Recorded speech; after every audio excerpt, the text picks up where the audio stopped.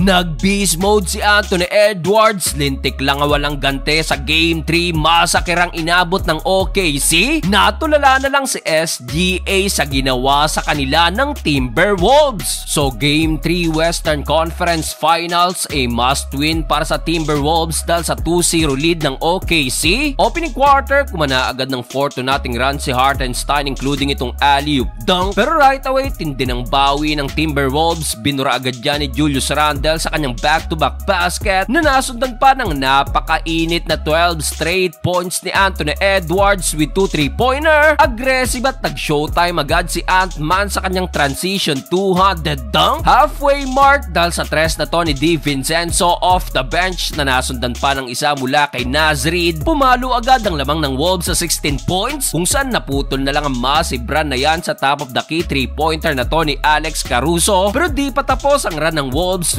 Rudy Gobert with a 200 dunk. Kumana pa ng another 3-pointer si Anthony Edwards na tinapos ang unang quarter sa kanyang 16 points, 5 rebounds, 2 assists at 1 steal na nagresulta sa sarado 20 tambak sa OKC 14-34. Second quarter off the bench, pati si Shannon Jr. nahawa na sa init ng opensa ng Wolves na agad kumana ng 9 straight points. Anyari sa OKC Thunder at natutulala na lang si Chet Holmgren at SGA. Under 7 minutes, kumana pa ng rhythm 3-pointer si Mike Conley at dito pumalo pang tambak sa 28 points, 23-51. Hirap na hirap ang OKC including si SGA na meron parang 2 puntos with 3 turnovers. Under 5 minutes nang finally madagdagan na rin ang puntos ni SGA sa kanyang step back 3-point shot. Kaso tila lintik lang walang gante para sa Wolves at kay Anthony Edwards. Dito mas lalo pang tinambakan ng OKC na pumalo pa ng 35 big points. Pero kahit papano na ibaba naman yan sa isang buwan ng visiting team at the half 72-41.